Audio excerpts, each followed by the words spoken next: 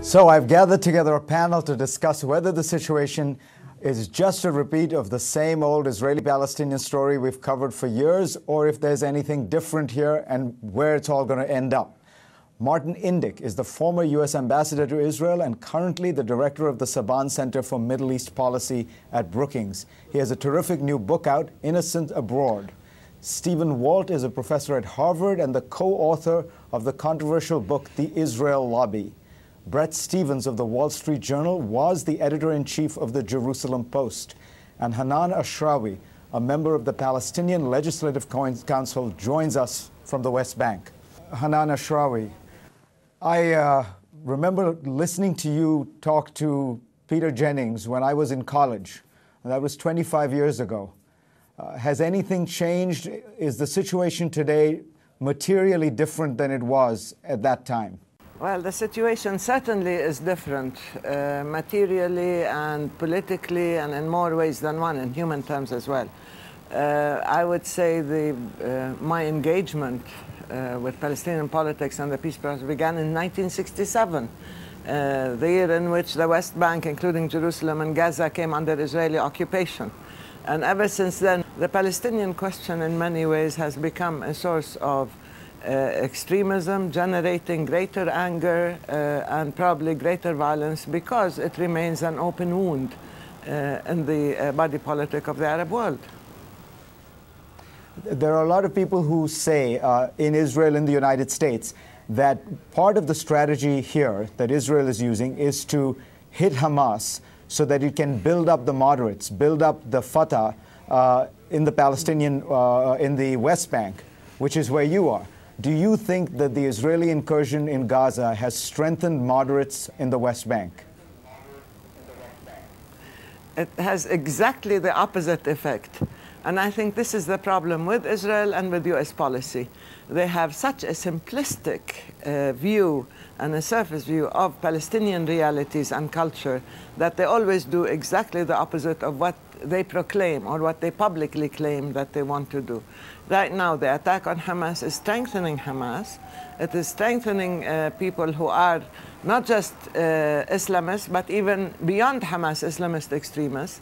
It is undermining the voices of moderation and peace and even regimes in the region because public opinion is inflamed.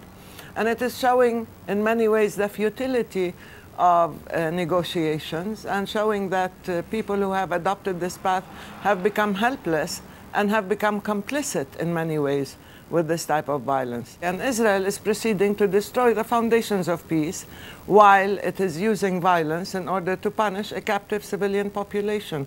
So they see moderation as being helplessness and collusion, and they see the people who are now adopting the armed struggle approach and armed resistance as being the ones who are making a difference and are being listened to, even though it's the ordinary people who are paying a tragic price, a horrific price. Bret Stephens, you've supported this Israeli action. Do you think there's a chance that it is backfiring in this sense, that it is actually strengthening the radicals and weakening the moderates? One of the great differences between the conflict now and the conflict years ago, well, there are two of them. One is that this conflict has become religious. Hamas is an Islamic fundamentalist movement. The conflict is no longer so much a territorial conflict as it was in the past, but a religious one. And the other part of the equation is the influence of Iran in this conflict. I think this is something that has to be taken into account. Like the war in 2006 in Lebanon, this war is largely a war between Israel and Iran's proxies, and making sure that those proxies don't come out victorious, aren't perceived to be victorious, don't gain prestige in the Arab world, I think is absolutely essential, which is why I think that Israel needs to pursue this part of the confrontation to some kind of successful conclusion. Martin Indyk, in your book, you're actually very prescient about the fact that Gaza is very unstable, a highly unstable place, and you, in a sense, had argued for an international force, some kind of peacekeeping force. How do you look at this situation now?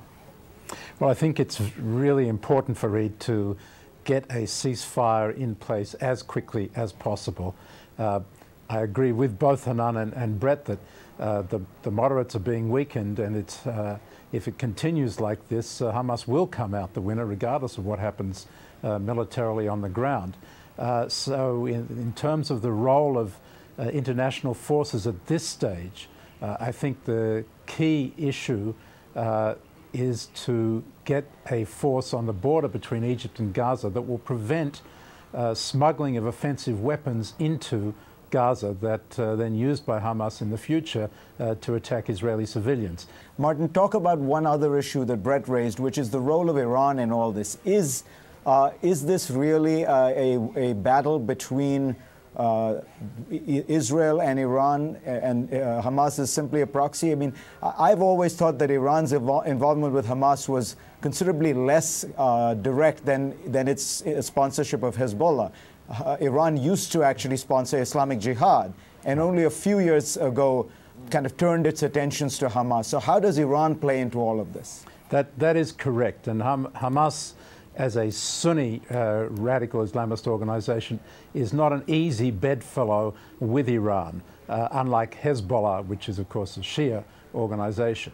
But Hamas has become more and more dependent on Iran over the years. I don't think that Iran triggered this conflict. I think Hamas had its own reasons for doing so. But Iran, Hezbollah, Al-Qaeda are the beneficiaries of the anger in the Arab street and the Muslim world that's generated as long as this conflict continues. Iran can benefit from this at a time when I think they were particularly concerned that Barack Hussein Obama, with his appealing narrative and middle name, could take a lot of the wind out of their sails as they have tried and succeeded to a large extent in promoting their influence in the Arab heartland.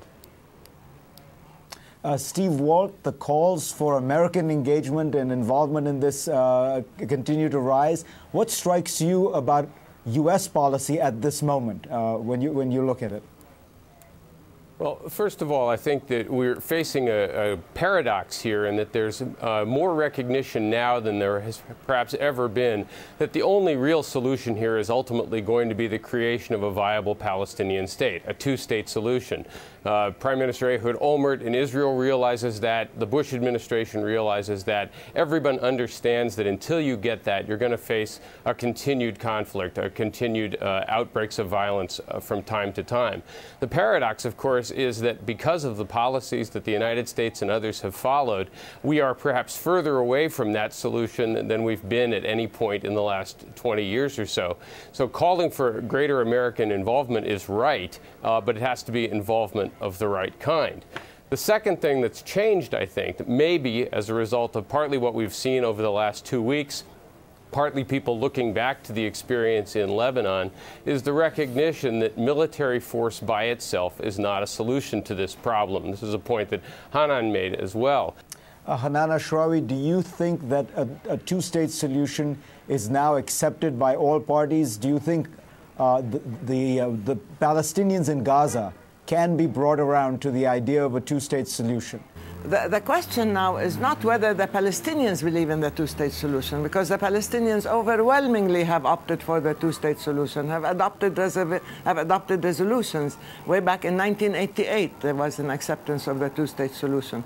The problem now is how do we get there before it's too late?